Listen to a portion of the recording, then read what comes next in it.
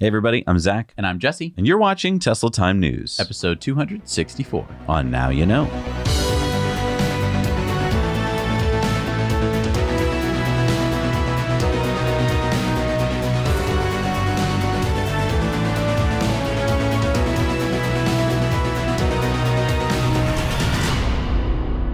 We're brought to you as always by our amazing Patreon patrons. This show doesn't happen without them, so if you want to help support this show, head over to patreon.com/nowyouknow and help make this show possible. And we're brought to you by BigBattery.com. No matter what you need to power, Big Battery can provide you with the latest battery tech at the best price per kilowatt hour, guaranteed.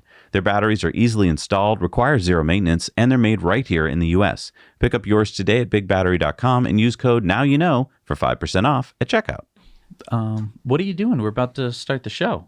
I'm designing my own autonomous humanoid robot. It's like Elon's Tesla bot, but it's going to be able to do way more than a Tesla bot. Like what?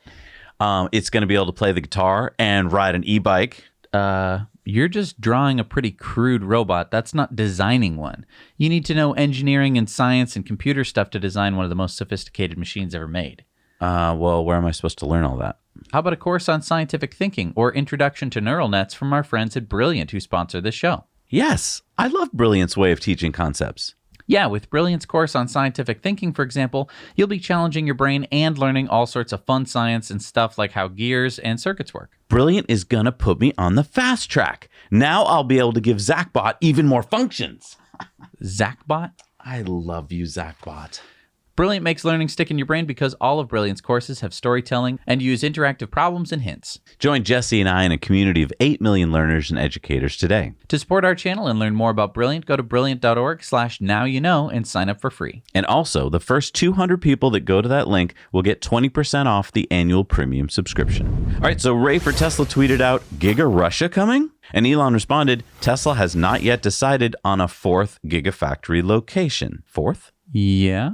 I mean, you got Giga Nevada, Giga Shanghai, Giga Texas, and Giga Berlin. That's already 4. I think this shows that Elon doesn't really count Nevada as a gigafactory anymore. Wow. But speaking of Tesla factories, Sunny Dhaliwal, the mayor of Lathrop, said last week, we are proud to be the home of the Megafactory, Tesla's most recent expansion here. The future of green energy will be produced right here in our community. This development means more prosperity for our city, more employment opportunities for our residents, and a brighter future for our planet. So what's Lathrop and what's a Megafactory? So Lathrop is just over the mountains from the Bay Area, so about an hour away from the Fremont factory. Now, I think that this is called a Megafactory because it's smaller than a Gigafactory, and it's going to be making Megapacks, which, if you remember, are the 3 megawatt-hour batteries, which come on-site ready to install and can also be shipped in containers. Didn't we call this before? We talked about Lathrop before, and we said this is going to be used for something like pretty cool in the future. It's not going to just be like a storage area. Right. This was a distribution center for a while. It's unclear on whether they're building a new facility next to their already existing kind of parts distribution center that they have. But yeah, we definitely called it all the way back then. We knew they were going to do something out here. Yeah, but what I don't understand is why aren't they making these mega packs at Giga Nevada? I mean, that's where they already make the batteries. So I think that there's a couple reasons why they might not be doing this. Giga Nevada was supposed to be Gigafactory 1. It was supposed to be the Gigafactory. And we kind of have seen it stall over the past couple of years. And people are going like, why not? Why? I think it's because there's a lack of workforce. Oh, yeah. It's in the middle of the desert. It's in the middle of the desert. The closest city is Reno, not necessarily known for its engineering prowess. I think that Lathrop is in the right location. Engineers from Fremont could just drive an hour, get to Lathrop, work on some stuff, and be home in time for dinner. Also, Tesla's already been in Lathrop a while, so I'm guessing that they already have forged some relationships between city leaders. Clearly sounds like the mayor of Lathrop was pretty happy to have them. So that could be it. Yeah. All right, big news here. The Tesla over-the-air update 2021.32.22 is here. Great. We finally get the beta button. Well, kinda. Elon tweeted out on the 24th, FSD beta request button goes live tonight, but FSD 10.1 needs another 24 hours of testing, so out tomorrow night. Aaron said, will the car still give recommendations on how to improve your driving so you can get beta? And Elon said, yes. The car is going to tell you recommendations? Yeah, so let's get into this. Okay. M&A, who is a Tesla AP software engineer, tweeted out, biggest no-nos for safety score are forced autopilot disengagement and aggressive turns. Aggressive turns will be calculated by lateral G-force. Be sure to keep your hands on the wheel at all times for safety and to ensure no forced autopilot disengagement occurs. We won't require you to drive like a grandma. Maintain a good following distance and overall steady driving. Average speed above limit tolerance will be about 5 to 7 miles per hour. So what are we talking about here? Okay, so Tesla released Safety Score Beta on Saturday. The Tesla manual says, the Safety Score Beta is the first release to the Safety Score, which is an assessment of your driving behavior based on 5 metrics called safety factors. These are combined to estimate the likelihood that your driving could result in a future collision. We combine your daily safety scores up to 30 days to calculate the aggregated safety score displayed on the main safety score screen of the Tesla app. You can find details around your daily safety score by selecting Daily Details at the bottom of your screen. The Safety Score Beta is intended to provide drivers transparency and feedback of their driving behaviors. The safety score is a value between 0 and 100, where a higher score indicates safer driving. Most drivers will have a safety score of 80 or above. So what are the 5 safety factors? All right, so the first one is forward collision warnings per 1,000 miles. Forward collision warnings are audible and visual alerts provided to you, the driver, in events where a possible collision due to an object in front of the vehicle is considered likely without your intervention. Events are captured based on the medium forward collision warning sensitivity setting, regardless of your user setting in the vehicle. Forward collision warnings are incorporated into the safety score formula at a rate per 1,000 miles. But I have my car set to early. What does that mean? Yeah, so Tesla's basing it on the medium setting. So even though you have it set to early, which is fine, they're using the medium setting. So it does get a little confusing though, right? Because if your early warning goes off, it may or may not have triggered the medium. You don't know. What if I set it to late? That's still, they're counting medium. So I wouldn't even know if I was getting dinged? Yeah, this is kind of complicated. I mean, is this going to mean that most people are going to want to change their early warning to medium so that they're matching the safety score? I don't know. So that's number 1. Okay. Number 2 is hard braking. Hard braking is defined as backward acceleration measured by your Tesla vehicle in excess of 0.3 Gs. This is the same as the decrease in the vehicle's speed larger than 6.7 miles per hour in 1 second. Hard braking is introduced into the safety score formula as the proportion of time expressed as a percentage where the vehicle experiences backward acceleration greater than 0.3 Gs relative to the proportion of time where the vehicle experiences backward acceleration greater than 0.1 Gs, or 2.2 miles per hour in 1 second. All right, so let me just translate this for you. You're going to do braking on any normal drive, right? Mm-hmm. Tesla knows that. And so let's say you go for an hour-long drive and you brake for, 5 minutes of that drive. That's fine. But Tesla wants to know what percentage of that 5 minutes of braking was hard braking. Like, I almost missed that guy. And so if that's like, say, 5 seconds out of your 5 minutes, they would do a proportion of 5 seconds to 5 minutes, and they would make that a percentage. Now, 0.3 Gs isn't that stiff. Like, that's not like slamming on your brakes. Right. I mean, because 6.7 miles an hour per second is not that fast at the acceleration, No. especially when we're talking about on the highway. Yeah. So be kind of grandma-ish, even though they said not to, if you want this not to ding you. Okay. Number 3 that they're going to count is aggressive turning. Aggressive turning is defined as left-right acceleration measured by your Tesla vehicle in excess of 0.4 Gs. This is the same as an increase in the vehicle's speed to the left or right larger than 8.9 miles an hour in 1 second. Aggressive turning is introduced into the safety score formula as the proportion of time expressed as a percentage where the vehicle experiences lateral acceleration greater than 0.4 Gs in either the left or right direction relative to the proportion of time where the vehicle experiences acceleration greater than 0.2 Gs, which is 4.5 miles per hour in 1 second in either left or right direction. Same thing here. You're going to make turns during your trip. If during an hour-long drive you do, let's say, 5 minutes of turns, but 1 minute of those is like hard turns, they're going to make that a percentage. So 20% they're going to say is aggressive turning. Okay. But now, can't you just hack this by going into a big parking lot and just turning at 0.2 Gs or above? Seems like you could. Okay. Is that your official hack offering?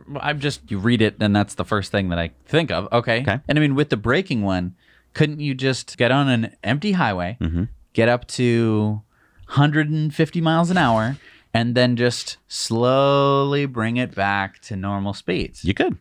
that if these are your hacks, maybe you should publish them in the book called Jesse's Safety Score Tesla Hacks. All right, number 4 here is unsafe follow. Your Tesla vehicle measures its own speed, the speed of the vehicle in front, and the distance between the two vehicles.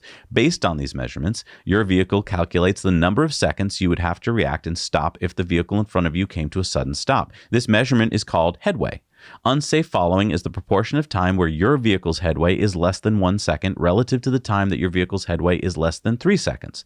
Unsafe following is only measured when your vehicle is traveling at least 50 miles an hour and is incorporated into the safety score formula as a percentage. So this is another one of those ratios, right, where you are going to be following people on almost any trip. And so as long as you're at a safe distance, it is good, but as soon as you get too close, it's bad. But wait. They say you have to be traveling at least 50 miles an hour. Yep. And it's the proportion where you are less than 1 second away of reaction time, but also in proportion to the amount of time that you are 3 seconds away. Mm-hmm. So they're saying 1.1 seconds to 3 seconds is a safe follow distance above 50 miles an hour? Because I was taught in driving school, if you're going 50 miles an hour, you should have 5 seconds. And if you're going 60 miles an hour, you should have 6 seconds. And so it's supposed to be that many car lengths, and that should equate to the number of seconds. Is this like a typo? Should it have said vehicle's headway is more than 3 seconds? Well, I could understand that they wouldn't want that because then they could be a mile away, and then the car would go, oh, good, they're following a mile away. That's not really the same thing. Maybe they're just being realistic. In California, for instance, you can't give that much time between a car in front of you on the 405. Okay. It's just that isn't that safe. That's safe according to what I learned in driving school. Yeah, that's a good point. Let's go to number 5. And finally, the forced AP disengagement. The autopilot system disengages for the remainder of a trip after you, the driver, have received 3 audio and visual warnings. These warnings occur when your Tesla vehicle has determined that you have removed your hands from the steering wheel and have become inattentive. Forced autopilot disengagement is introduced into the safety score formula as a 1 or a 0 indicator. The value is 1 if the autopilot system is forcibly disengaged during a trip and 0 otherwise. So can this one be hacked in your hacking book? Well, no, because you're basically multiplying by 0. Okay. But it could be hacked if you never put it into autopilot. Interesting. This one seems like an easy one not to get dinged for, but my question is, sometimes I'm in autopilot, right? And it's going along, everything's fine. I don't get any warnings or anything. The road suddenly becomes really crappy. The lines weren't painted for 50 years or whatever. And you're in Massachusetts. Right. Okay, gotcha. So I'm going along, and all of a sudden the car would go, grab the thing. Does that count as a forced autopilot disengagement? I don't know. That's a great question. It says, you have warnings. How would I know to not? Well, we're getting kind of an answer to that coming up. Okay. But now let's determine your safety score. You're going to take all those 5 things, and here's the formula. In order to calculate your daily safety score, we use the predicted collision frequency, or PCF formula, below to predict how many collisions may occur per 1 million miles driven based on your driving behaviors measured by your Tesla vehicle. So they're going to take each of these, they're going to give them a weight factor, and if you look at this, the forced AP disengagement is the highest weight factor. So I would say make sure you do not get disengaged. Hard braking is the second highest. So, if I had to guess, it looks like Tesla took their billions of miles of driving data and basically culled through it to find either all the accidents or to find the drivers who got in the most accidents and, what they did. And they've picked out 5 factors. Yeah, I don't think it's very nuanced, but it probably does work in the majority of cases. But something interesting to note here as we all try to become safer drivers and get our button, your daily safety score is not impacted by the number of miles or hours you drive. We combine your daily safety scores up to 30 days into a mileage-weighted average to calculate the aggregated safety score, which is displayed on the main safety score screen of the Tesla app. So can you translate that?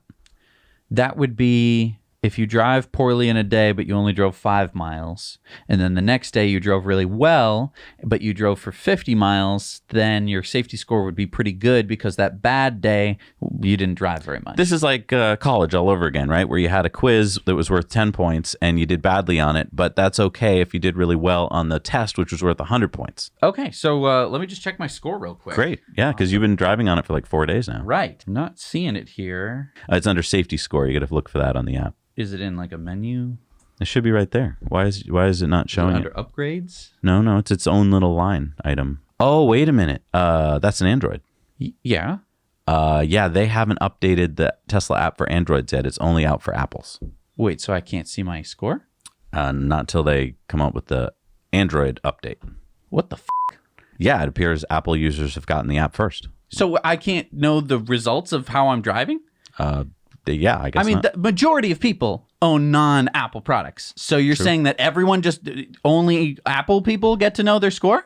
I mean, this is Tesla. They're highly Apple-oriented company out All there. right, well, I don't want anyone to call me a fucking fanboy again, because this is fucking bullshit. Okay, but hang on. One of our Patreon Slack members showed us how to download the Tesla app for Android, and it worked. I got it right here on my phone, and we're going to show you how to do that today on Patreon's bonus stories. So don't freak out too much. We're gonna figure it out together. Okay. Okay. Many people are asking, I want to improve my safety score. What are some tips here? Here's one that Tesla gives us. You can improve your safety score by improving each safety factor. And for instance, this one here, maintain a safe follow distance. This is pretty basic. Don't tailgate anybody. Right, but they said that the positive score for the other one, the follow distance, was supposed to be less than 3 seconds, which is really tight. Yeah, that is tight. And it's not proportional to your speed.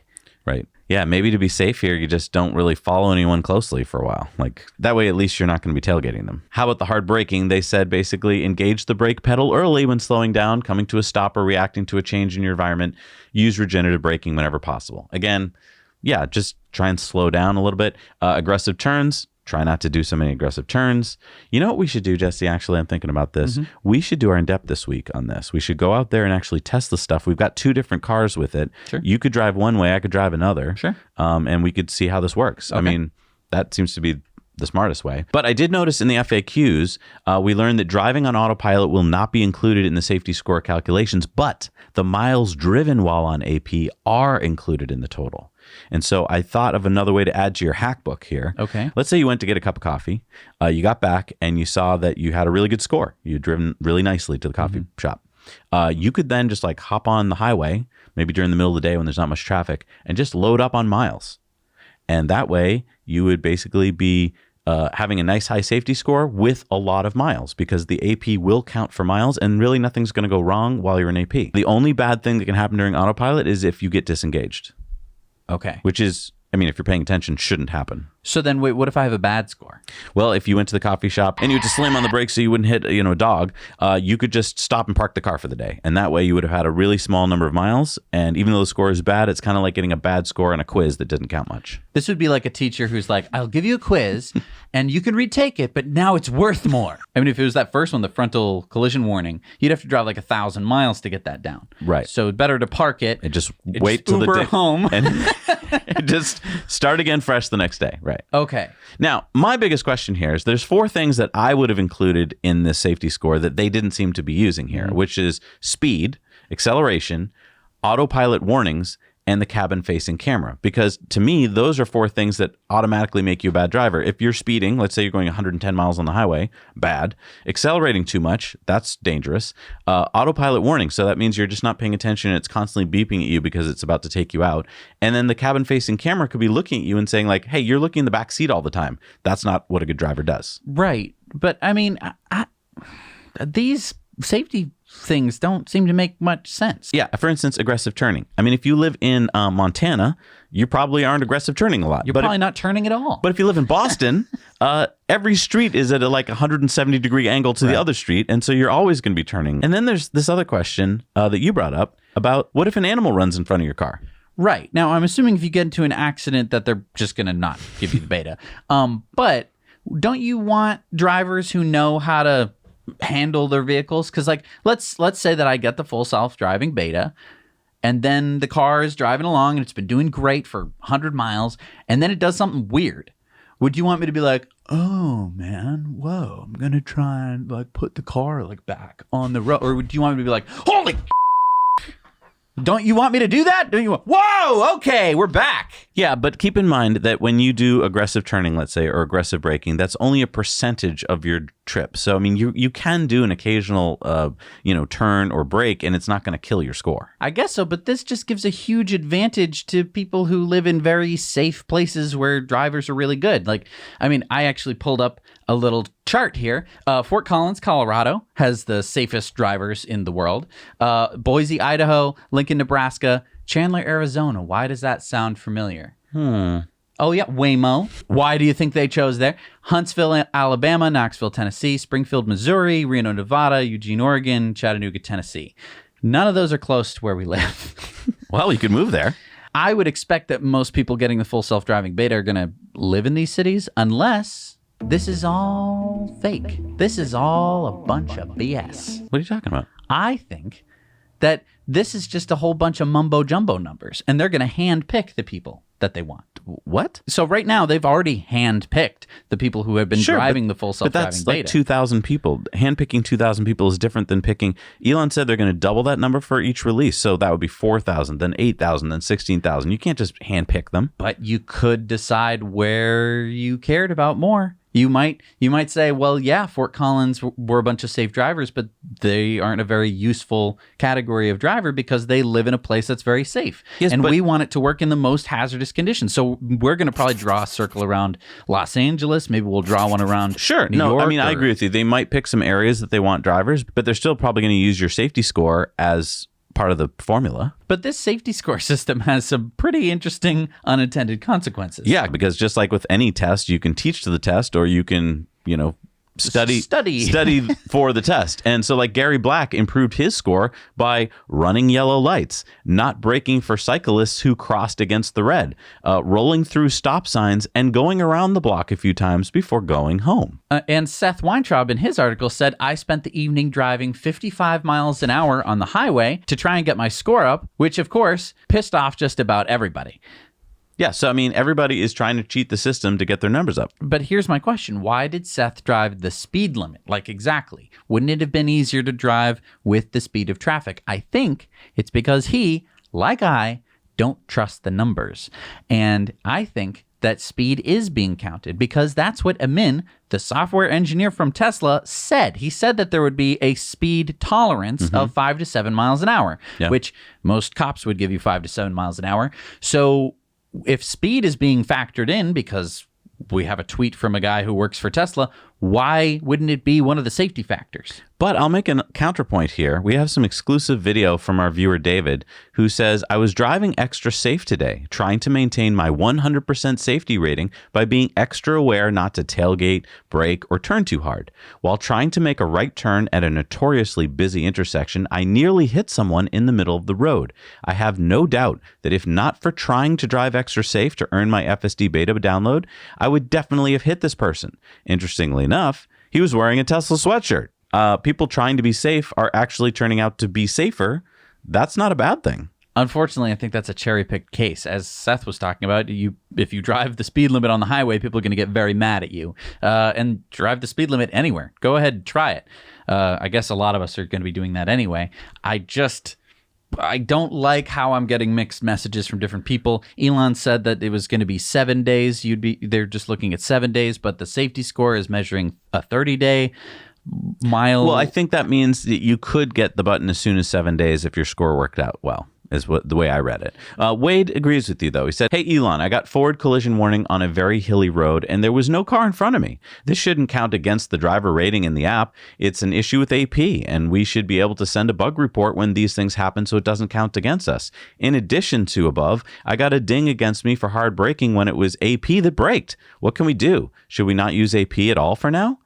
Elon said, noted. You should be able to press the mic button and say bug report. Yeah, if autopilot breaks, you get a ding. I mean, maybe you should have been paying attention. I don't know. Look, I think we're all getting a little too bent out of shape here. Everyone just take a big, deep breath. It's okay. If you don't get the beta version of this software, it's not the end of the world. I think you'd rather have the full release version anyway. It might take a bit longer, but that's going to be the version we're all going to want. So let's just drive safe, be patient, and hopefully your scores will be nice and high, and hopefully you'll get the button, and everything will be okay. And if you want to see your score, you can join us over on the Patreon bonus stories over at patreon.com/nowyouknow. All right, so for all you Chevy Bolt owners out there, we have some new announcements from GM about the 142,000 Bolts that have been recalled due to potential battery fires. Oh, great. So are they going to get the button? The Bolt bunker button. GM announced that LG battery plants in Holland and Hazel Park, Michigan have resumed production. In addition, LG is adding capacity to provide more cells to GM. As a result, replacement battery modules will begin shipping to dealers as soon as mid-October. GM will continue to prioritize Chevy Bolt EV and EUV customers whose batteries were manufactured during specific build timeframes where GM believes battery defects appear to be clustered. The company has established a notification process that will inform affected customers when their replacement modules will be available. The good news for owners is that the new batteries will include an extended battery 8-year, 100,000-mile limited warranty. GM is still working on diagnostic software that should be ready to launch in the next 60 days that would be, quote, designed to detect specific abnormalities that might indicate a damaged battery in Bolt EVs and EUVs by monitoring the battery performance, alerting customers of any anomalies, and prioritizing damaged battery modules for replacement. It is GM's intent that further diagnostic software will allow customers to return to a 100% state of charge once all diagnostic processes are complete. Now, GM has updated their guidelines for charging and parking Bolts. Number 1, set the vehicle to a 90% state of charge limitation. Number 2, charge the vehicle more frequently and avoid depleting battery below approximately 70 miles of remaining range where possible. And 3, continue to park vehicles outside immediately after charging and do not leave vehicles charging indoors overnight. So they're basically still saying park them far away from things that could burn. Without saying it, because they realize that sounds absolutely insane, which it is. So they just figured out a way that they could massage it where it's a bunch of boring, you're going to stop listening. Right. It's still 50 feet, basically. Right. I mean, we saw what happened when you park outside next to other cars. They caught on fire and they burned. And that's going to be a problem for you and your insurance. Well, and I want to go back to the software. I mean, they're still at least 60 days away from diagnostic software to tell you what's going on with your battery. So for now, they're just guessing. They're just going, well, those batteries are made during this date where it was kind of bad at the factory, so we'll change those first. But they don't know. Right. And that's what's really worrying me is like with this many cars with battery defects, not having software, it's like, why are you not jumping on this, GM? You're a giant company. Why can't you have the software out in less than a week? And we also knew about this stuff for months. Right. Like this has been an ongoing problem, and they've been telling people to limit their charging months ago. Where have they been working on the software in the background like really slowly? Yeah. All right. So in Tesla's 2021.24.12 over-the-air software update, they included this. If Model 3, Model Y detects lights from an emergency vehicle when using auto steer at night on a high-speed road, the driving speed is automatically reduced and the touchscreen displays a message informing you of the slowdown. You will also hear a chime and see a reminder to keep your hands on the steering wheel. When the light detections pass by or cease to appear, autopilot resumes your cruising speed. Alternatively, you may tap the accelerator to resume your cruising speed. Basically, they did this because the NTSB is investigating crashes involving autopilot and emergency vehicles, which of course are going to, for the most part, be the vehicles that are stopped in the middle of a high-speed road because they were tending to some accident or something. Yeah, I think this was an easy, smart Band-Aid fix that Tesla put out. It's not really that complicated, I don't think, for their engineers to do it. And then now NTSB and NHTSA, they have a response to them. They can basically say like, oh, we have updated the vehicles. Now, right. I'm not saying it will solve all the problems, like maybe daytime it won't, but at least they have something they can show them that now they have to kind of go back and reinvestigate. Yeah, I think that this just is a great wrench throw into the NTSB and NHTSA because, this has got to slow them way down. They're going to go, wait, there's a new thing? Is it just on the new model years? It's like, no, all of them. It's like, oh, how do we investigate this? Because I don't think any of these agencies were set up to kind of deal with cars that could be updated over the air. Exactly. They're like stuck with model years. Right. And this is a huge benefit to Tesla where they can update all their fleets overnight. Hey, if you want to help us to keep giving you independent news on the internet, hit the like button and help us out, would you? We really would appreciate it. It's free. So I saw a lot of smiles on your face and Ethan's face last week as you were finishing up the VSett 10 Plus electric scooter review on our sister channel. Now let's review. Oh my gosh, is that a powerful scooter? It's a beast. I mean, Ethan and I tested it against my Model 3. What? And I won't give it away, but you'll want to check it out for yourself and see how the VSett did. I think one of the biggest things I'm learning about e-scooters is that it can be confusing on how to buy them.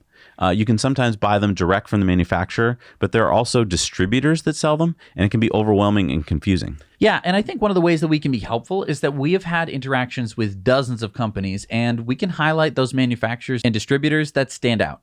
In this case, RevRides out of Vancouver, Washington, their distributor that does all the hard work of importing these e-scooters, e-bikes, etc. from around the world. And we loved working with RevRides because they have great customer service and 96 service centers all over the US. Yeah, that makes a huge difference because you're spending a lot of money on these e-mobility devices, and if they break, you're like, what do I do? Exactly.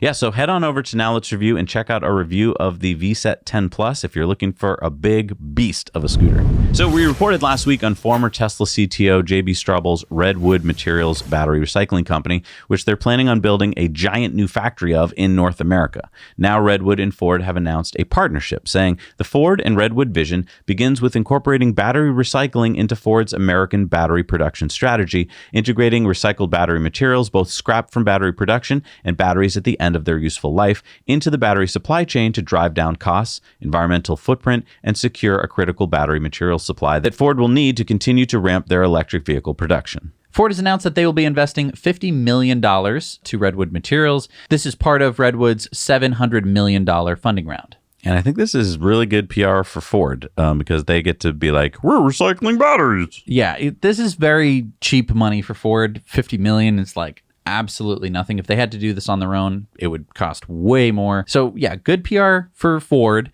And they're probably going to be able to take some of their scrap battery production. I mean, basically, when you make batteries, there's going to be some of them that you didn't make correctly. Jam. And you're going to want to get rid of those. However, it's now hazardous material because you've assembled it into essentially a energy storage device, otherwise known as a bomb. You know, can of gasoline is also a bomb. So, you know, think of it like that. How do you get rid of it? Best way would be to recycle it. Yeah, you turn the liability into an asset. Exactly. And now Redwood will have a supply stream of basically battery materials that they could probably sell back to Ford.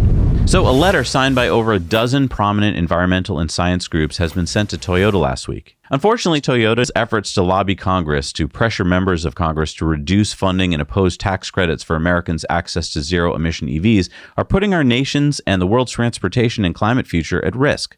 As a collective group of organizations concerned about the tremendous consequences of such action, we asked Toyota not to stand in the way of congressional funding of the president's vision. Instead, we urge you to fully support battery electric vehicle investments in all modes of transportation and in all related zero-emission EV charging and other infrastructure needs. And outside of this letter, they're essentially pushing a boycott of Toyota vehicles because Toyota has been opposed to EV tax credits. And maybe we should be adding GM, Ford, and VW to the boycott because, as Reuters reports, Tesla met with NHTSA last month and pushed for NHTSA to reinstate the penalties. What penalties? Well, NHTSA is the agency in charge of corporate average fuel economy, or CAFE requirements, which were set back during Obama's term in office. The penalties for not meeting these requirements were supposed to double, but Trump froze them right before he left office. The government memo said Tesla suggested NHTSA withdraw Trump's action immediately, saying it produces continuing uncertainty in investments and transactions across the industry, and any delays will continue to have deleterious effects on the credit market unless the issue is resolved. Any delays will continue to have deleterious effects on the credit market. Do you think this was written by Tesla's lawyers? So what Tesla is saying is obviously, please raise the CAFE standards because they should have been raised before. Right. But GM, Ford, Volkswagen, and Toyota are opposed to reinstating the fees, writing in the court filing, quote, that Tesla might benefit from more certainty about the worth of the CAFE credits that it has amassed is hardly a reason to cut off an ongoing administrative process. They basically didn't want Tesla to be able to reinstate the... They're buying time. Yeah, they're just digging in their heels and slowing things down. And like they're going to have to pay fees because most of these car manufacturers have not gotten their fleets up to the CAFE standards. And so they're going to owe fines. And this is, I mean, let's talk about the CAFE standards for a second. There's a reason why we wanted to increase fuel economy. It's because for an increase in fuel economy for a given vehicle, it's polluting less. Not just CO2, but also actual airborne pollutants that go into your lungs, get caught in your bloodstream, go up into your brain, and don't leave your brain. Right. So that is one reason why we would want to increase these CAFE standards. It just shows the double speak bull that these, auto manufacturers are talking about. They're like, we love EVs. We want to go all electric. But let's slow down here, folks. Whoa. I mean, they're speaking out of both sides of their mouth. And that's why I would say boycotting Toyota is not enough. I think that we should be boycotting all of these companies. Yeah. Because they're just a bunch of liars. Yeah. Lying sacks of Tesla Time News is sponsored by Cybertruck Owners Club. There you'll find a crowdsourced reservation tracker that you can update and find your place in line. Check out their website for Cybertruck news, discussions, and community for Cybertruck enthusiasts and future owners. And they have a 3D configurator allowing you to visualize the Cybertruck in any color, wrap, and logo, both on screen and in augmented reality. So Chinese auto manufacturer Xpeng, you remember the company that basically copied Tesla and stole a bunch of their intellectual property? Well, they have released a video of their upcoming model P5 all-electric car driving autonomously around Guangzhou, where they're headquartered. Now, disclaimer, Jesse and I hold stock in Xpeng. This is Xpeng's third model, following after their G3 SUV in 2018 and the P7 sedan in 2019. The P5 is their family sedan using the X-Pilot 3.5 with city navigation, guided pilot autonomous hardware, and software package for an additional fee. X-Pilot can function without LiDAR, but then features are limited. So basically, it seems to need 2 LiDARs to fully function. Yeah, the P5 officially starts deliveries in China this month. There are 6 variants of the P5, with the base version starting at 160,000 yuan or only $25,000, with the top-end model selling for around 35,000. Xpeng delivered 7,200 vehicles in August, which is up 172% from a year ago.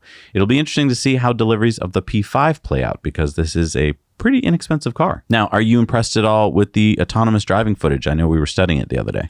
It's good.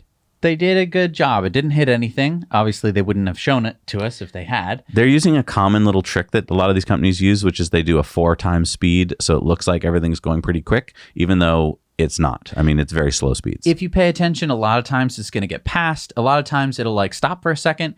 That second is actually 4 seconds. If you get a chance to look at this footage in really slow speed, like 0.25, you'll get to see it kind of in jerky real time.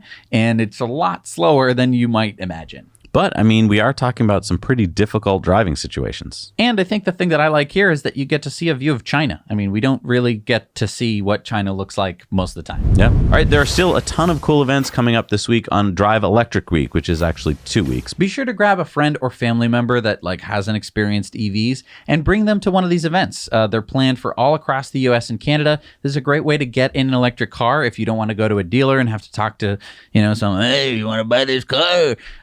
You'll just be talking to owners. They'll probably be more honest. They'll tell you about the car, and you might even be able to go for a test ride or a test drive. Yeah, we'll put the link down below. Okay, this next story may not seem like a big deal. I mean, an address to the UN General Assembly. I mean, who cares, right? Right, but when the president of the biggest coal-burning country in the world says this: China will step up support for other developing countries in developing green and low-carbon energy and will not build new coal-fired power projects abroad.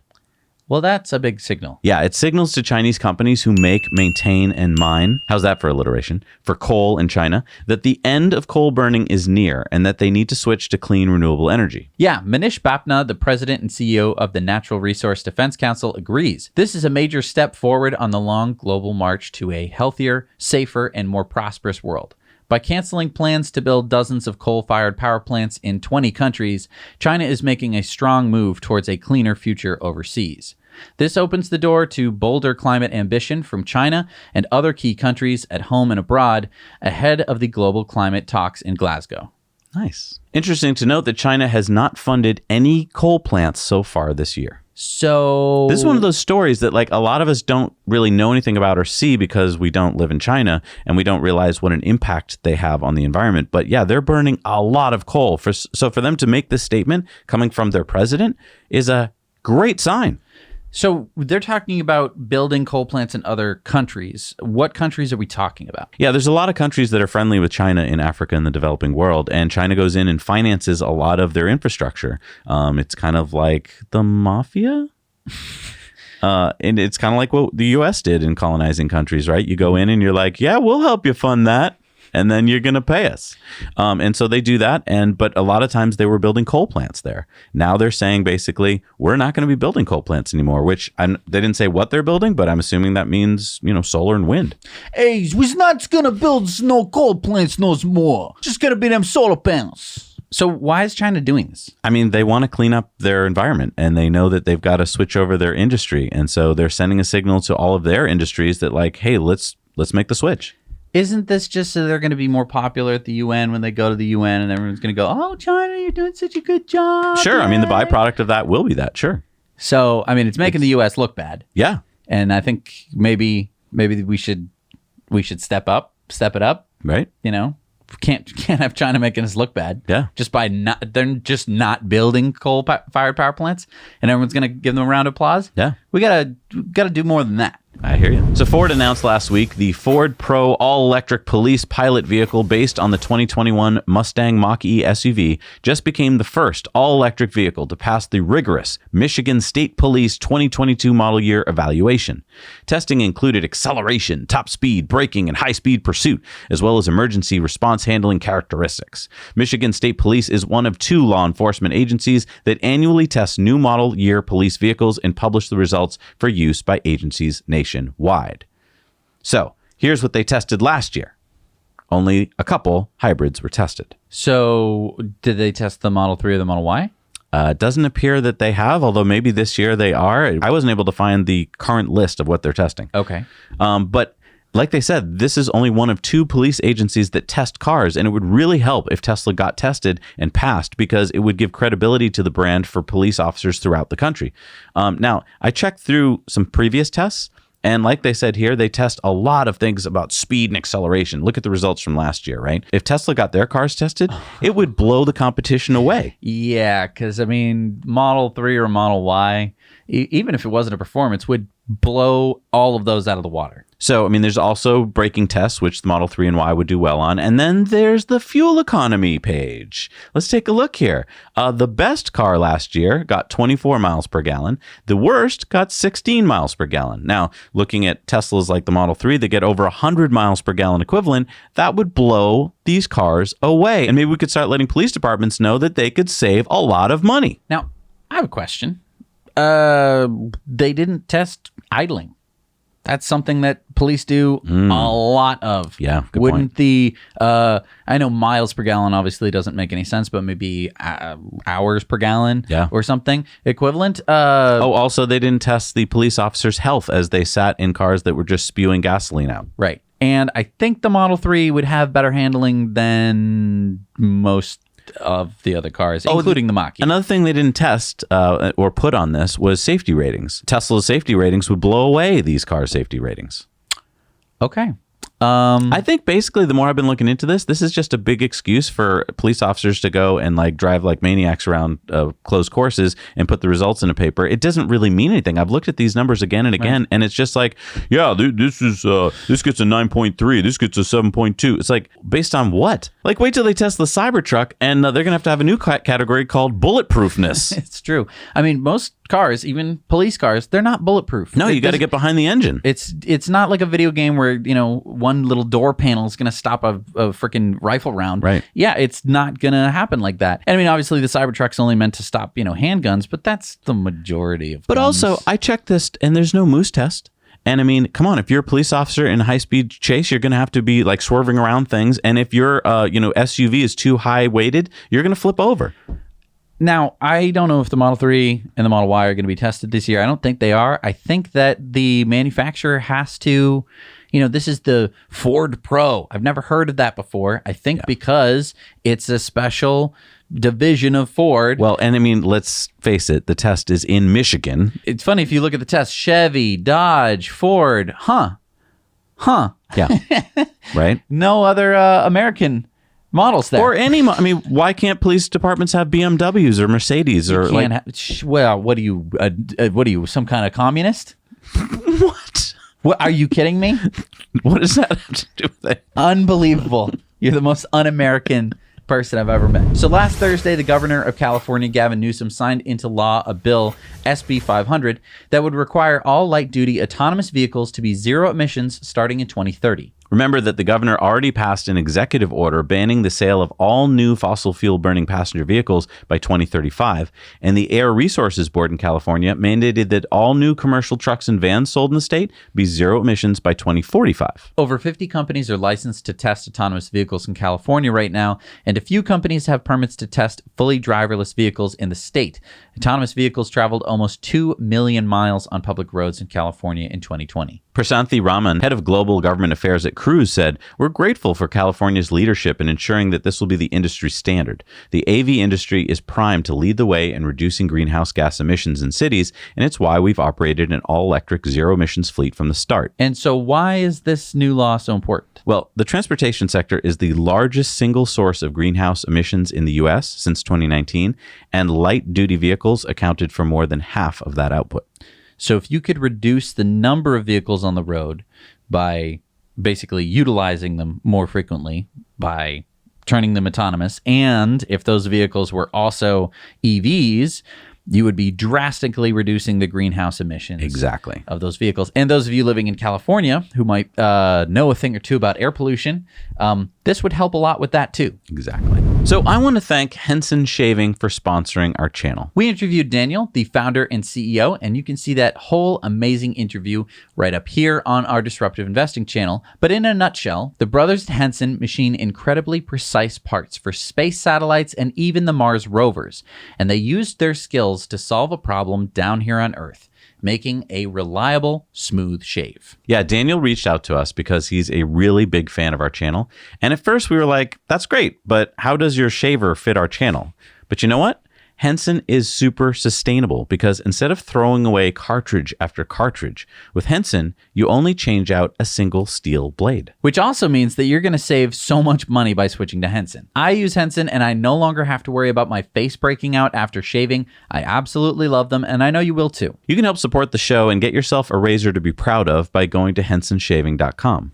And get this, Daniel has offered our viewers something that I don't think anyone else is getting. When you order a Henson shaver today, you will get a free box of 100 blades. Now, you and I did some back of the napkin math, and what did we come up with? Depending on how often you shave, this box could last you 3 to 8 years. Do you know how many cartridges you would buy in 3 to 8 years? Do you know how much waste that's saving? Do you know how much money you're saving? So head over to hensonshaving.com and check out their amazingly made shavers. You'll be helping to support this channel, this planet, your wallet, and your skin. To get the 100 blades for free, make sure to add it to your shopping cart and use code NOWYOUKNOW.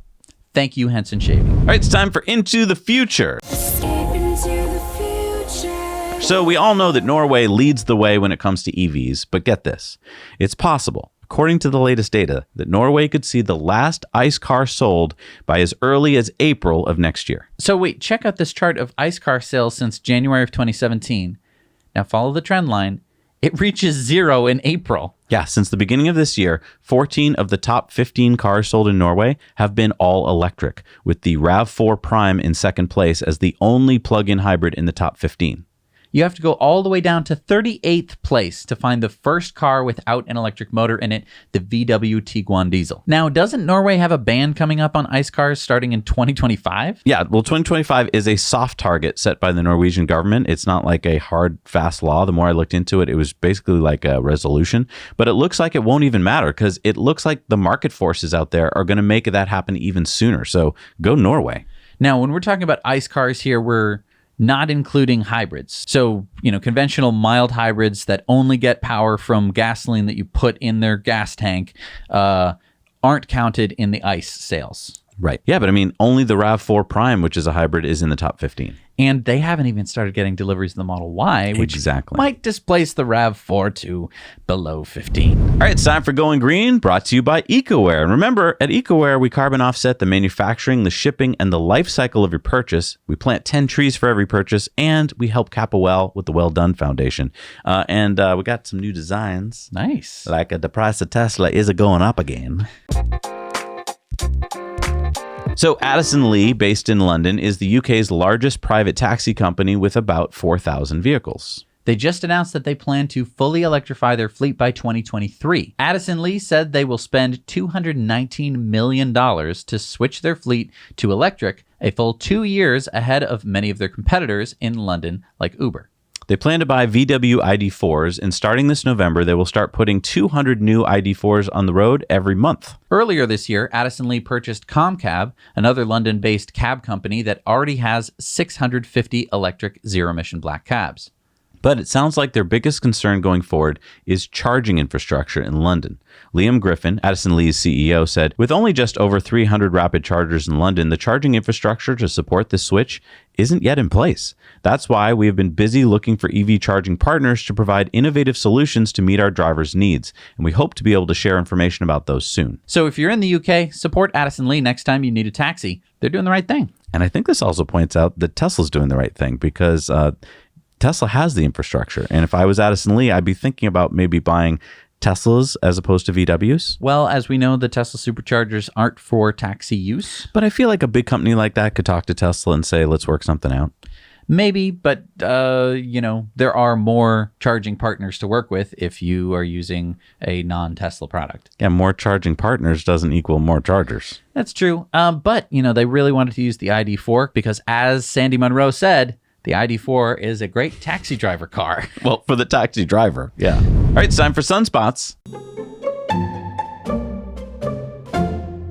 VPP. Yeah, I think everyone who watches knows that we're big fans of virtual power plants. But why are you cheering on VPPs now? Well, Tesla just announced that they are expanding their VPP in Australia. All right, Tesla had 1,000 Powerwalls on the network in South Australia last year, and they were expanding it to 3,000 Powerwalls this year. Yep. And now Tesla has announced that they are expanding the program into Victoria in Australia. Okay, so for those of us who don't know Australia's geography, it's a bit misleading. But when it comes to population, South Australia is here in red.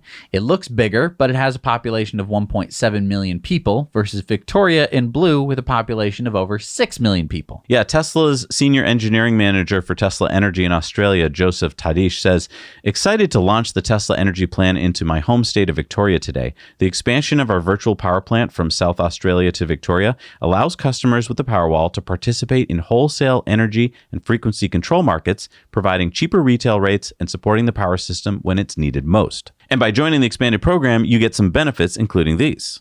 Wow, I like the 50 Powerwall discharges per year limit and the extended warranty up to 15 years. Yeah. Wow. So we're going to put the link below to join the program if you live in Australia, because this is a really good way to save money, but also stabilize the grid and help save the planet. And if there is a power outage, you have backup power. That's right. And if you'd like to get your own solar panels and maybe power walls, talk to our friends at Energy Pal. They are the experts who know all the answers and can help you to navigate the complicated, tax laws and benefits and all that stuff. Reach out to them. Our link is down in the show notes below. And tell them Zach and Jesse sent you. All right, it's time for video contributor stories. But before we get to those, I just want to remind everybody, we need your stories. So send those in to hello@nowyouknowchannel.com. Shoot a 2-minute or less in-landscape video with no music, and maybe we'll include it in the show. This week we've got Carlos. He has this cool tip on how to play video games wirelessly in your Tesla. Just wanted to share with you something that me and my wife like to do on our free time when we're on a road trip, and it's playing games with our wireless setup. So let me show you here what I have. Here we have on the lower console, we have the 2 little USB drives, as you can see there, and they're going to these little adapters which connect wirelessly with these little controllers. So you can do it with other controllers as well. We just decided with these ones because it combined well with our white interior setup. So as you can see here, we're playing the new game on the Tesla Store app. If you're interested, I will leave the links of the pages where we got all the information to set this up. And now you know. Well, thank you, Carlos. We're going to put links down in the show notes below for links to the things he used in the video, because if you like what he did and you want to find those units, we can find them on Amazon. I think that's pretty cool. I had no idea that you could even do this. Yeah, that's really kind of fun. All right, it's time for our Patreon bonus stories. So this week, Elon and Grimes are broken up. And we have 2 Now You Know Investor Bonus Club stories you're not going to want to miss. And how Android users can get their Tesla safety score. So head over to patreon.com/nowyouknow and check these out.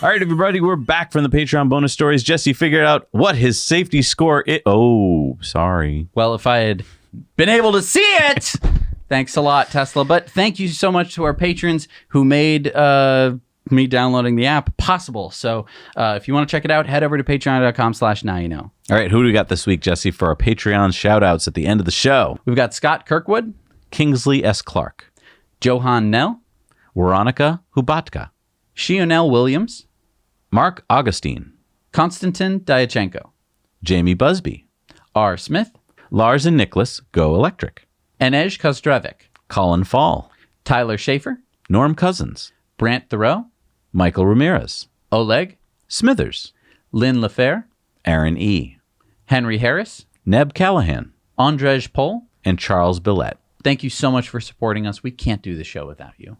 All right, it's time for Elon's tweets of the week. And Elon said, just met with Inspiration 4 crew in Florida to congratulate them in person. Such great people. Tesla Lagong says, awesome, Elon. Heated pizza next mission? Elon said, yeah, a little oven for heating food and Starlink Wi-Fi. Tesla owners East Bay said, heated toilet seat? Elon said, definitely upgraded toilets. We had some challenges with it this flight. Oh, that's something you don't want to have problems with. No. Carson Knight said, things I found while looking up other things. In the USA, there are about 180,000 car fires a year and 276 million vehicles. Over a 10-year period, that's 1.8 million fires, or 0.65% of vehicles on the road. Tesla has had 200 fires and 2 million vehicles, or a 0.01% of all Teslas on the road. Elon says, not super surprising given that internal combustion engine cars literally have combustion in the name. Earl of Frunk Puppy said FSD beta 10.0.1 handling these cones well until the end. Getting better. Hope 10.1 fixes this, Elon. Elon says 10.1 should solve that last cone issue. Electric Graph said, hey, Elon, is the FSD visualization also coming for non-FSD beta testers in Europe, for example? Thanks. Elon says, good point. We could enable visualizations before control. We'll enable that option hopefully next month. The Cybertruck guy said, I just got an actual auto insurance quote in New York City for $500 a month for our Model Y. I'm floored. If that's the best I can find, I can't keep this car. Elon, we desperately need Tesla insurance in New York. Elon said the regulatory process for approval to offer insurance is extremely slow and complex, varying considerably by state. Tesla is hoping to offer real-time based on actual driving history insurance in Texas next month, probably next year before we get approval in New York. Rodrigo said, and Mexico? We have the same problem. Really high rates without consideration of the low rate and crashes, theft, etc. Elon says hopefully worldwide long-term, but insurance is a regulatory labyrinth escape room. Elon said, Tesla is the king of car farts. I live next to a highway and I beg to differ. I hear a lot of farty cars. Jarek Isaacman tweeted out amazing views from Crew Dragon Resilience Cupola. And then Elon said, great view of Earth. And I thought this was a great picture of all of them together. Eva Cyberfox said the Beijing Department of Motor Vehicles is literally flooded with Tesla Model Ys. September for Tesla in China will be truly bright. Yeah, take a look at this video. Elon said exactly. Giga Shanghai makes cars for export in first half of quarter, then cars for faraway parts of China, then cars for nearby parts of China. Net result is crazy wave of deliveries end of quarter. It's tough on our team, so we're hoping to reduce the wave in Q4 and Q1. And he said Giga Berlin will help a lot. Eva Cyberfox went on to say, excellent logistics management. As you know, competent logistics is a huge component of success. Elon says logistics is underrated. Christian Davenport said, here's the relevant section of the SpaceX white paper refuting the claim that they don't do flight readiness reviews of Starship HLS launches. It also points out that they have a track record of 130 successful orbital launches, including with crew and vital national security satellites. Elon says, we always do flight readiness reviews. This argument makes no sense. Come on, Jeff Bezos. Simon says, elegant way of showing global fertility data for every country in 2019. It's actually a rather elegant visual. Elon said, birth rate collapse is the biggest threat to human civilization. Pranay said, true, population collapse is the second biggest danger to the civilization after AI. Many people think that overpopulation is the problem. That's the old mindset. On the contrary, population is declining in countries like Japan. Elon says AI used to be number one until last year. And then he tweeted out this global fertility rate chart, which shows that, yes, we are going to be having declining population. Eric Berger said the full redacted complaint filed in the U.S. Court of Federal Claims by Blue Origin against NASA in August was publicly released today.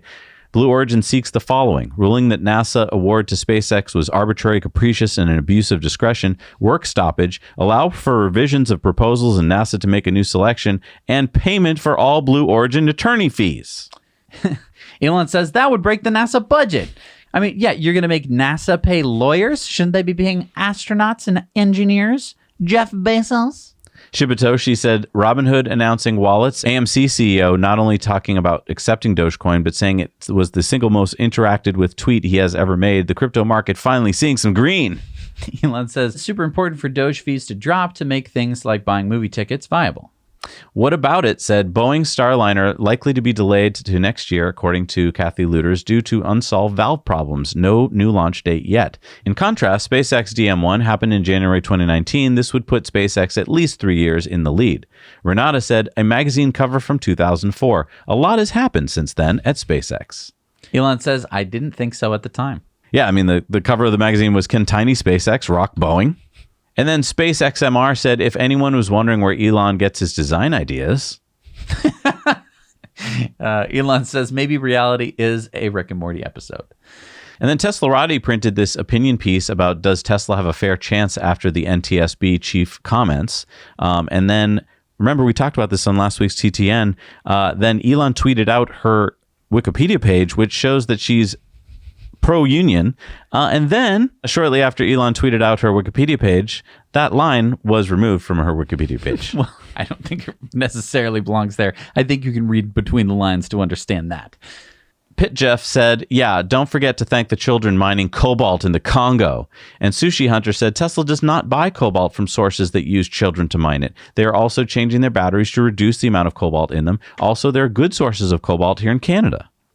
Elon says, we use no cobalt at all in most of our cars and tiny amounts in others, going to zero soon, whereas phones and laptops primarily use cobalt. Sawyer Merritt says, I just want to give a huge shout out to all Tesla employees that are about to go through the biggest end of quarter delivery push in Tesla's history. Some employees have been working 70 to 80 hour weeks recently. Thank you for your service. And then Elon said, absolutely. Tesla team rocks. Hey, let's stop doing these stupid pushes at the end of the quarters. It's not worth it. If you just even it out. Even it out. Yeah. Canoes Images says, the claw. And Elon said, well, you see, we need to reach around the rocket to...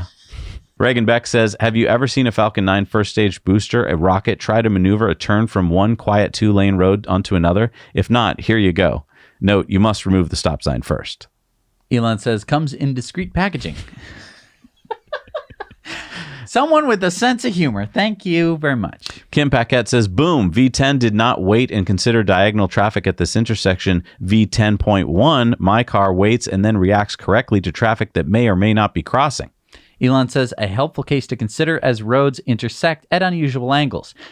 Yes, I know. I know.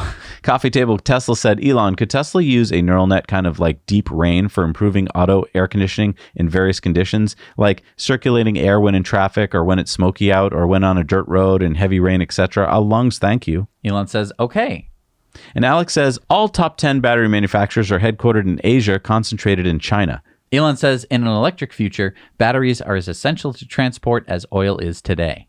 And Massimo says, paper folding is exponential. If you could fold a piece of paper in half 42 times, it would reach the moon. And if you could fold it 94 times, it would be the diameter of the observable universe. Elon says, illustrates why Tesla sales will soon exceed mass of universe. Wow, if that's not bullish, I don't know what is. All right, it's time for our Patreon poll. What was the question this week? We asked, do you think you drive well enough to earn full self-driving beta? And guess what? Most people think they do. Good job, everybody. All right, it's time for Community Mail Time. Community Mail Time. Remember to send in your stories to hello@nowyouknowchannel.com. And Ian's solar-powered destination charger is here at his summer rental on Cape Cod. Pretty cool to have a solar-powered destination charger. We'll put the link below in case you want to go rent that house. And Colin found this Model S at the Resorts World in Las Vegas because he knows you want to see colored Teslas. Very pretty. Fred shared the Silicon Valley Club post, dope or nope? Let us know your comments below. What do you think? The only thing I don't like about it is the black grille. Other than that, I think it's dope. Yeah. Uncle Zeppi sent us these photos of these Teslas from Shenzhen, China, all of them from one parking garage. He says it's like the Silicon Valley of China. Holy man. James found this gold wrap Model 3 in Waterloo, Canada. That's wow. Carrie sent us this Chevy Bolt with a Rivian plate. Hey, that's here in Massachusetts. Just remember not to park your Rivian too close to your Bolt. Jonathan sent us these photos of the Cupra Born being filmed on location in Barcelona, Spain, where the car was designed. Denver sent us these photos of a Brookhaven, Georgia Tesla Model S police car being transported in Winter Garden, Florida. This is why you should shoot in landscape. It saves you on the pictures, on the film. And this is where Martin should have his first concert. Winter Garden, Florida. Hey. I know, it's Winter Garden. It means Milky Way. Gary and Linda made it to Boston after 17 days on the road in Sparky, their Model Y. Here they are in front of the Citgo sign near Fenway Park. And hang on. That sign is not there. That 20 West sign. Huh. That's got to be Photoshopped. Wow. Yeah, I don't Or he brought it with him and he hung it there. I don't know. Steve sent us this video he made of a Cybertruck doing tank turns?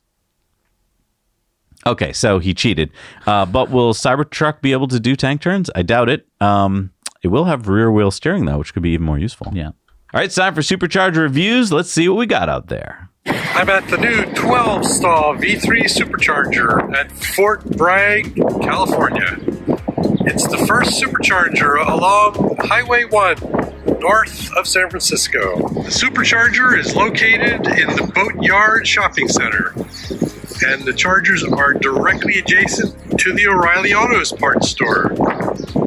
The shopping center has a number of stores, including Harvest Market, also a Dollar Tree store, a Papa John's, a Subway, all kinds of facilities.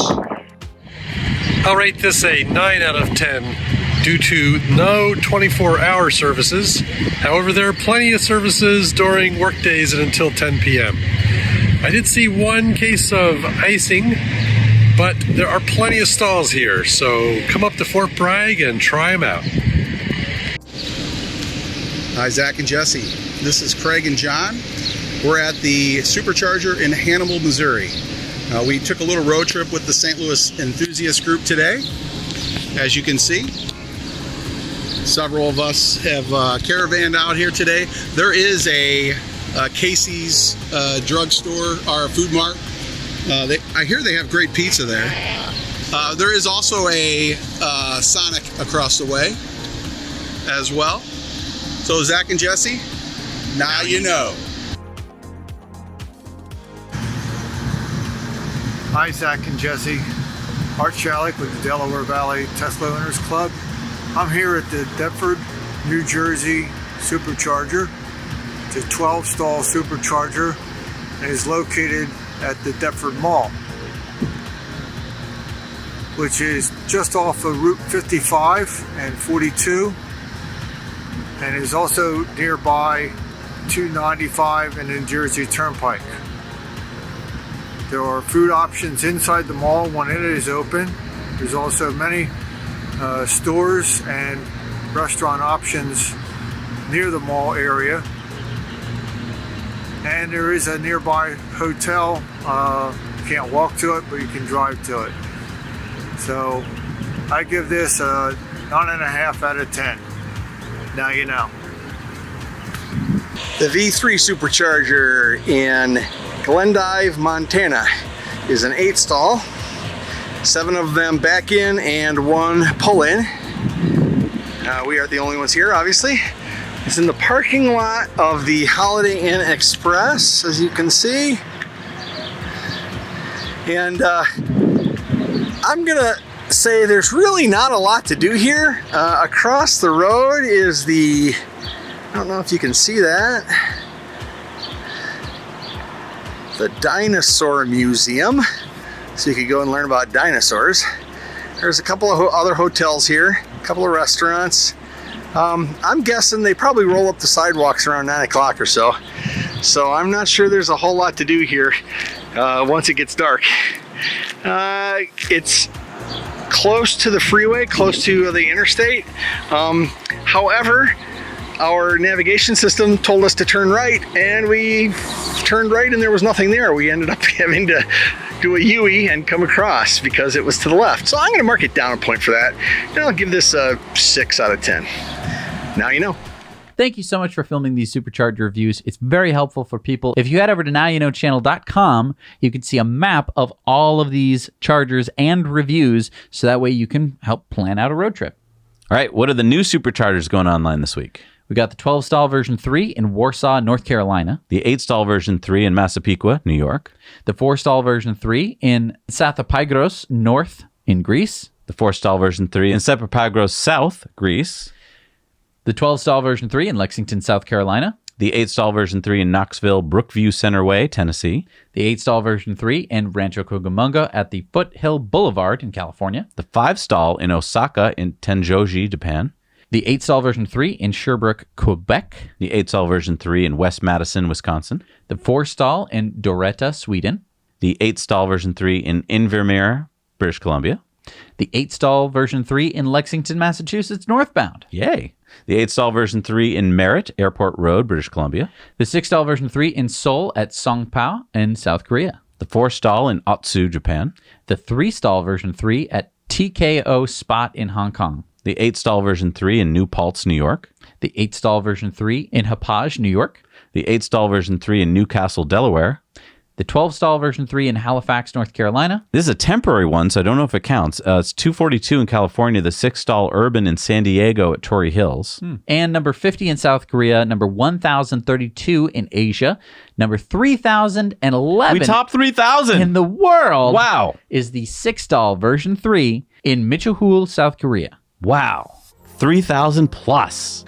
That is awesome. All right, well, let's celebrate with a Patreon giveaway. To get yourself into this big barrel of fun, join us on Patreon, and the more you support us, the more chances you have to win. We're going to be giving away a $30 gift card where you can get an EcoWare t-shirt or whatever. Who's our winner? Our winner is Russell Welchert. Congratulations, Russell. You can pick out maybe this new Tesla stock chart.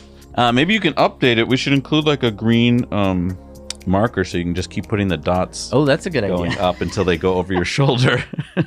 And just to keep in mind, EcoWare is carbon negative. So if you buy a shirt, we carbon offset, and then we plant 10 trees, which should put you in the negative. And then we help cap a well, which helps prevent more emissions pouring out of uncapped oil wells that just got left and are pouring natural gas into the air. All right, well, I got to now take my safety report, and I got to go start doing some driving, and I got to keep beating you because I am ahead of you now, and I want to stay that way. But no, seriously, we're going to be doing our in-depth, I think, this week on the safety factor button thing, so we can tell you more information about how to get a good safe score. All right, let's get out there and do it. We'll see you next week. Now you know.